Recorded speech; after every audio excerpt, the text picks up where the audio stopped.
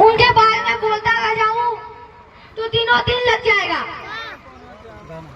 लेकिन मैं अपनी बातों को शॉर्टकट में कहना चाहूंगा कि 5 नवंबर 1930 को रैमजे मैकडॉनल्ड की अध्यक्षता में गोल में सभा में शामिल हुए। उन्होंने अंग्रेजों के सामने अपनी बातों को रखते हुए कहा कि मैं जिन अछूतों की प्रतिनिधि की हैसियत से यहाँ खड़ा हूँ उनकी संख्या भाग है, अर्थात इंग्लैंड या फ्रांस की जनसंख्या के बराबर। परंतु मेरे उन अछूत भाइयों की स्थिति तो गुलामों से भी बदतर है। गुलामों के मालिक उनको छूते थे, परंतु भारत में उनको छूना पाप समझा जाता है। ब्रिटिश राज्य से पहले हम ऐसी पिछता के कारण घृणित अवस्था में थे। क्या ब्रिटिश सरकार अपने सैकड़ों वर्षों के शासन में हमारी हालत सुधारने के लिए कुछ किया? पहले हम गांव के कुएं से पानी नहीं भर सकते थे, क्या आज हम भर सकते हैं? यह सवाल बाबा साहेब डॉक्टर भीमराव अम्बेडकर ने आजादी से पहले अंग्रेजों से किया था। उन्होंने अंग्रेजों से कहा कि पहले हम मंदिरों में प्रवेश नहीं कर सकते थे, क्या आज हम प्रवेश कर सकते हैं? पहले हम सैनिक सेवा नहीं कर सकते थे, क्या आज हमारे लिए सेना के दरवाजे खुले हैं? पहले हमें पुलिस दल में शामिल नहीं किया जाता था, क्या आज ब्रिटिश सरकार हम लोगों को पुलिस दल में शामिल करती है? यह सवाल बाबा साहेब डॉक्टर भीमराव अम्बेडकर ने अंग्रेजों से आजादी से पहले किया था। परंतु आजादी से पहले बाबा साहेब डॉक्टर भीमराव अम्बेडकर को मटका का पानी छूने से मना कर दिया जाता था, लेकिन आजादी के 76 साल बाद भी उसे आजादी से पहले किया था। सवाल आज भी कायम है। इंद्र भगवान को मटका का पानी छू लेने के कारण जान से मार दिया गया। अगर हमारे समाज का कोई मुंह रखता है तो उसकी मूंछ फाड़ दी जाती है। अगर हमारी समाज का कोई घोड़ी को चढ़कर शादी विवाह करने जाता है तो उसे घोड़ी से उतार दिया जाता है, लेकिन सरकार चुप रहती है। ये सब इसलिए होता है कि आज हमारा समाज पढ़ा लिखा नहीं है, शिक्षित नहीं है।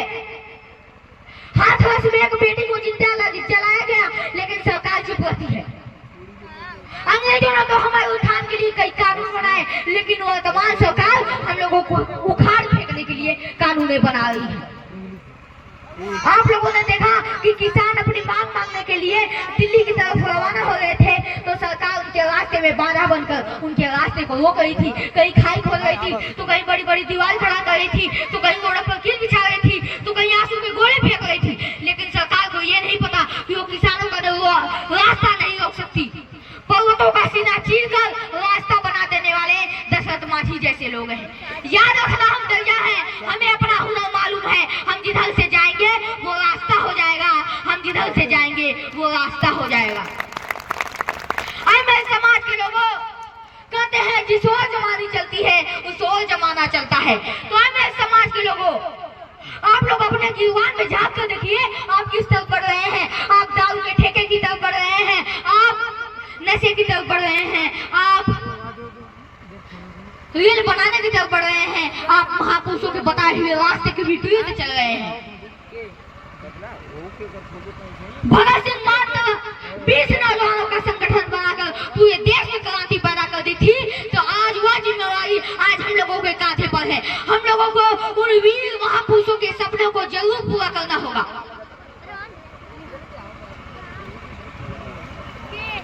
महापुरुषों ने हमारे लिए पक्षी बना कर गए हैं, रास्ता बना कर गए हैं, हमें उन रास्तों पर चलना है।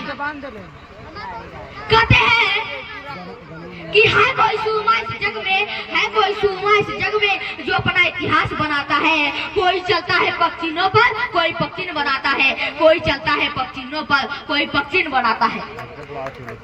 तो महापुरुषों ने हमारे लिए पक्षी बना कर गए हैं, रास्ता बना कर गए हैं, हमें उन रास्तों पर चलना है। आज हालात बस से बदतर है, बर्बादियों की बादल आकाश में उड़ रहा है। कहते हैं कि तेरे बर्बादियों के मसोए हैं आसमानों में, तेरे बर्बादियों के मसोए हैं आसमानों में। न समझोगे तो मिट जाओगे, न समझोगे तो मिट जाओगे। दास्तां भी नहीं होगी दास्तानों में, दास्तां भी नहीं होगी दास्तानों में।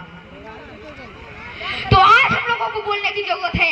आखिर हम कब तक चुप रहेंगे?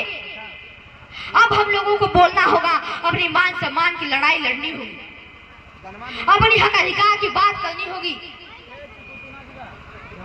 कहते हैं मुश्किलों के दौर में लब खोलेगा कौन? अगर हम भी चुप रहे तो बोलेगा कौन? अगर हम भी चुप रहे तो बोलेगा कौन? आज हम लोगों को बोलने की जरूरत है, शिक्षित होने की जरूरत है। अगर आज हम चुप रहेंगे तो हमारी आवाज कौन बुलंद करेगा? अरे तुम इधर ना चला रहे हो। कोई एमपी एमएलए हमारे लिए गोली नहीं खाएगा। हम लोगों को खुद अपनी आवाज को बुलंद करना होगा, अपनी मान सम्मान की लड़ाई लड़नी होगी, ये स्वयं करना होगा। तो ओके बता देवे तो लगा दे। तो आज हम लोगों को शिक्षित होने की जरूरत है।